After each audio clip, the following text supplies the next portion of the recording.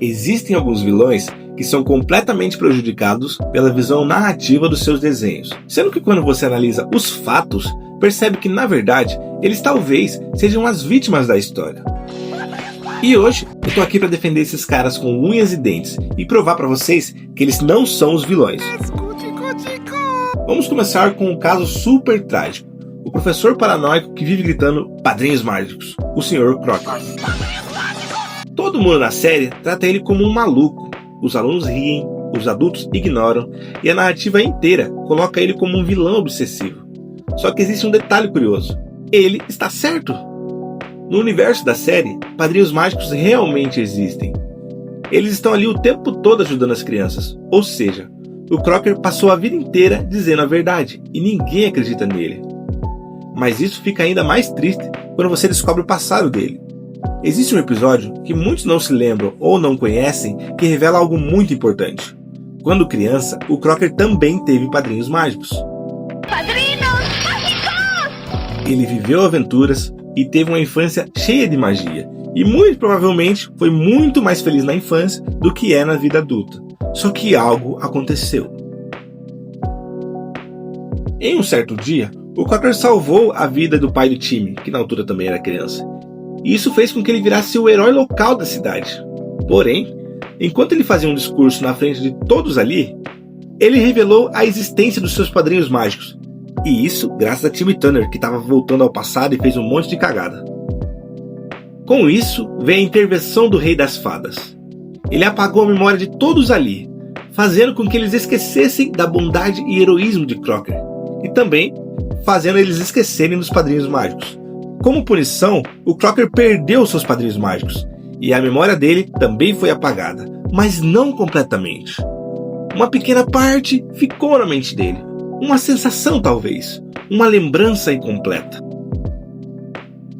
E isso explica muita coisa. Agora imagine a situação do Crocker.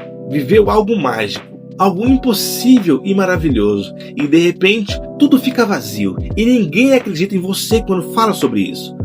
Todo mundo acha que você inventou. Com o tempo, aquela lembrança virou uma obsessão, e essa obsessão virou a identidade da pessoa. Embora o Crocker tenha feito alguma maldade ali, o plano dele principal não é dominar o mundo. Ele quer simplesmente provar que não está louco, e isso muda completamente a forma de ver o personagem. Só mais um parênteses aqui, para mostrar a hipocrisia da série, pois o Timmy Turner fez coisas muito piores com seus padrinhos mágicos e não sofreu uma punição tão severa. Enfim, prosseguindo. Agora vamos falar de outro caso de injustiça. Se Crocker é trágico, o próximo personagem é simplesmente triste. Estamos falando de Heinz Doofenshmirtz, de Phineas e Ferb. O cientista com um passado trágico, com histórias de vida muito pesadas, uma vez que seus pais não apareceram no seu nascimento, ou da vez que o pessoal da vila usava ele como objeto de arremesso, ou a vez que o seu pai adotou um cachorrinho e deu o nome dele de Filho Único. Enfim, ele cria máquinas incríveis, máquinas que, em teoria, podem fazer coisa muito sinistra, mas existe um padrão curioso. Essas invenções quase nunca causam danos reais. Elas falham, explodem, ou acabam simplesmente funcionando de maneira inútil. E isso levanta uma pergunta interessante. Será que ele realmente quer conquistar alguma coisa? Toda vez Perry o Ornitorrinco aparece, acontece exatamente a mesma coisa. Doofenshmirtz explica o plano, conta sobre o seu passado trágico, mostra a máquina para Perry, e então a luta começa. Isso acontece praticamente todo dia, o que é curioso.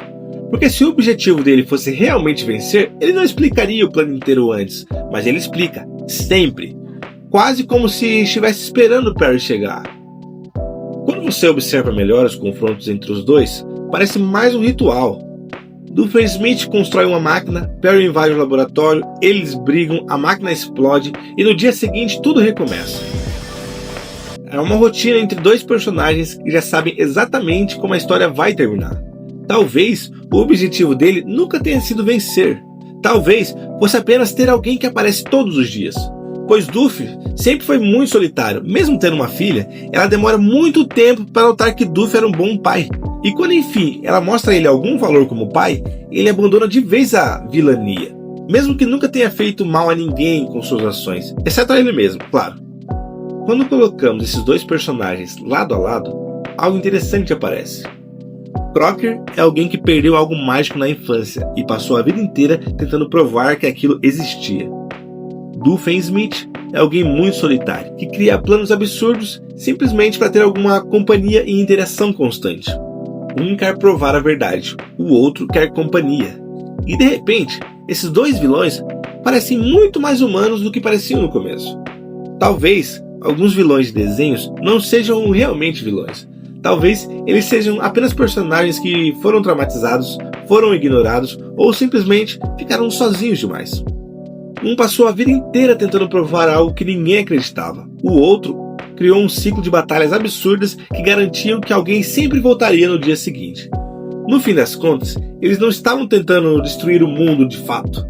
Eles estavam apenas lidando com histórias muito mais complicadas do que os desenhos deixavam parecer.